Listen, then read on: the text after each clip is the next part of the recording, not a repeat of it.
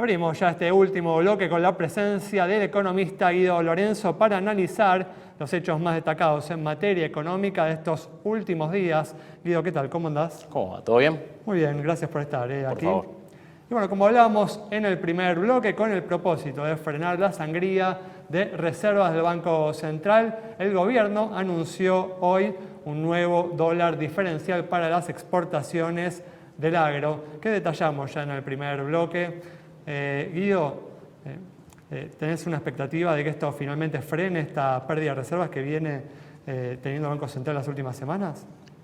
Bueno, va a ayudar, pero no creo que llegue a compensar lo que es la caída del ingreso de dólares por exportaciones producto de la sequía, ¿no? Eso ya nos pone un límite de decir, bueno, pues este año, a comparación con el año anterior, vamos a tener estimaciones que van entre 12.000 y 17.000 millones de dólares menos, 15.000 millones de dólares menos. Dudo que un tipo de cambio, aunque sea 40% más alto que el oficial con el cual se estaba exportando, te pueda provocar una oferta de divisas tan rápido. Digo, no hubo devaluación, si vos lo querés ver en esos términos, que haya tenido efecto en el corto plazo tan exitosa como la que se pretende que tenga esta medida, con lo cual no creo que llegue a compensar eso.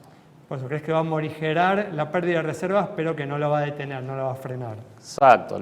Pensemos no que va a la generar economía... una acumulación de reservas como sí generaron el dólar soja 1 y el dólar soja 2. Claro, y en esta oportunidad donde ya la economía viene transitando varios ya años con una brecha cambiaria elevada, la demanda de importación en Argentina es infinita.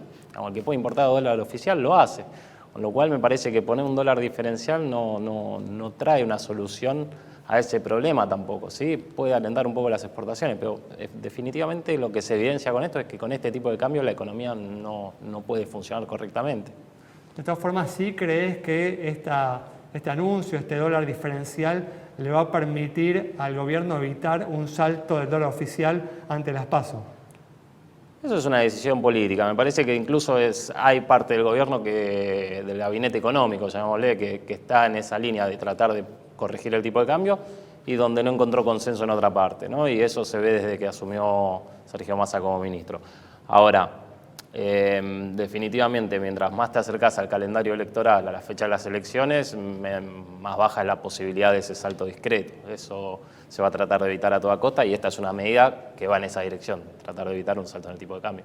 ¿Crees, Guido, que esta medida va a tener un impacto importante inflacionario, teniendo en cuenta que a diferencia de las ediciones de dólar soja 1 y 2, esta medida incluye ya productos incluidos en la canasta básica de consumo, ¿no? Como por ejemplo la yerba, el arroz, cítricos, maní? Sí, esta vez es distinto en ese sentido porque son productos, digamos, donde se aplica un tipo de cambio más alto sobre productos que forman parte de nuestra canasta de consumo, con lo cual el arbitraje entre vender afuera un dólar de 300 o vender domésticamente te hace subir los precios. Lo que sucede también es que la inflación viene a un ritmo elevado. Creemos que ahí hay algo negociado entre empresas, productores y Secretaría de Comercio como para morigerar ese efecto, pero me parece que esta vez la urgencia de los dólares fue más grande que la inflación. Hay una condicionalidad, ¿no? Aquellas empresas que tienen intenciones de acogerse a este dólar diferencial van a tener que comprometerse, ¿no?, a determinados aumentos de precios, ¿no? Como que hay una condicionalidad vinculada, ¿no? Sí, igualmente eso después vemos que se pierde capacidad de control, no existe, digamos, mecanismos por ahí tan fuertes para andar regulando, digamos, ese tipo de acuerdos, que muchas veces incluso son hasta de palabras simplemente, con lo cual puede haber un impacto sobre los precios, pero insisto, la urgencia de los dólares esta vez le ganó al problema de la inflación en sí mismo. Bueno, hoy salió, ¿no? Hoy se publicó el índice de inflación de la ciudad de Buenos Aires, que dio como se esperaba, ¿no? Y como se espera para el índice nacional, en torno al 7%, dio el 7,1% el de la ciudad. Ya estamos en una inflación altísima. ¿Crees que en los próximos meses se puede superar esa cifra? No, me parece que se va a sostener en estos niveles, o sea, de no mediar algún tipo de estrés en los mercados financieros principalmente. O sea, si todo se mantiene en este ritmo, podríamos pensar en tasas de inflación mensual entre 6 y 7%. Lo que sucede es que ya te comparás contra tasas mensuales del 2022 que estaban en ese nivel, con lo cual la interanual se va a mantener entre el 100 y el 110%. Ese es nuestro escenario base. Definitivamente, si hay un escenario de complicación en el lado financiero, o sea, si empieza a haber dificultades ahí, puede ser que eso, ¿sí?, contagie, digamos, al resto de la economía. en un escenario donde todo se transita con cierta continuidad, creemos que la inflación de este año rondará el 110%. Por eso, en principio, no ves que haya un riesgo de aceleración importante.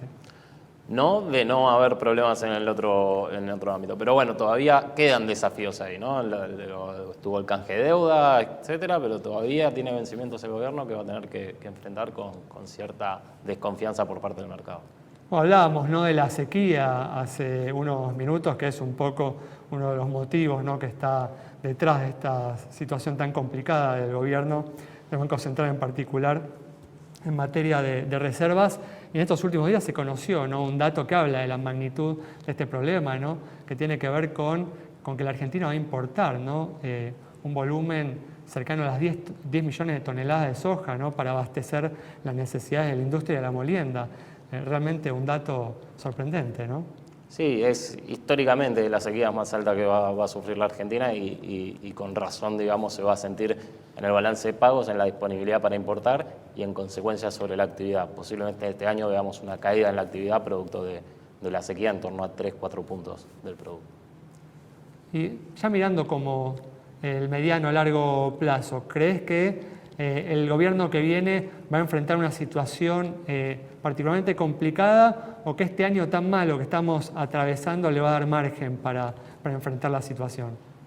No, porque, a ver, va a enfrentar un desafío importante porque lo que estamos viendo es que no se están resolviendo cuestiones de fondo, sino que justamente se trata de ir tapando un poquito lo que va sucediendo, ¿no? Y en ese sentido, cuando uno quiera ir y definir concretamente un nuevo esquema cambiario, algún tipo de política antiinflacionaria, va a ser duro porque parte de un nivel muy malo. El salario viene cayendo de nivel más o menos 25 puntos en términos reales en los últimos 3 años y medio, te hacen un nivel de salario real muy bajo, sobre eso tenés que montar un ajuste.